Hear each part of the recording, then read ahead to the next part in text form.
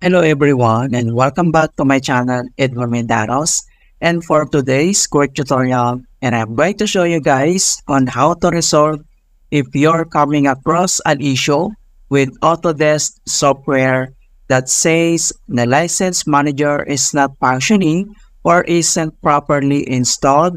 AutoCAD LT will shut down now, and it might say authentications pending. Kung paano ba natin ito i-fix. And without further ado, and let's go ahead. So all you have to do is to open up on a search menu. And then type mo lang dito yung services. And then click mo lang dito yung open.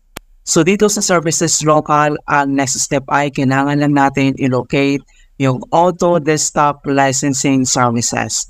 Okay, so kapag nakita mo yan, so kailangan mo lang mag-double click. And then pop up itong kanyang properties. So ang next step dito lang sa general and then dito lang sa startup type. So i-click mo lang itong arrow na yan and then select mo lang dito yung automatic. And then next dito sa kanyang service status ay click mo lang itong start and then wait natin. Ayan, and then click mo lang itong apply and then click mo lang itong okay. Right, so after dito sa services, ang next solution na pwede natin gawin.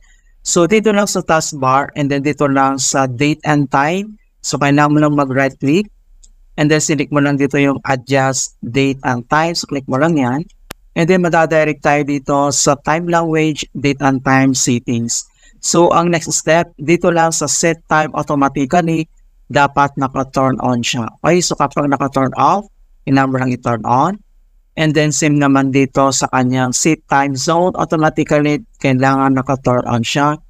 And then dito sa kanyang additional settings na sync now, so kailangan mo lang i-click tong sync now. And then wait natin. Ayan. So makikita mo dito yung check makaibigat na icon. Alright. So and the next step. So close lang natin to. And then dito lang sa start menu. And then kailangan lang natin mag-restart.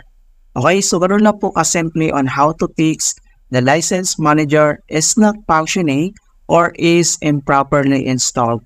And please don't forget to like this video, subscribe to my channel for more quality content.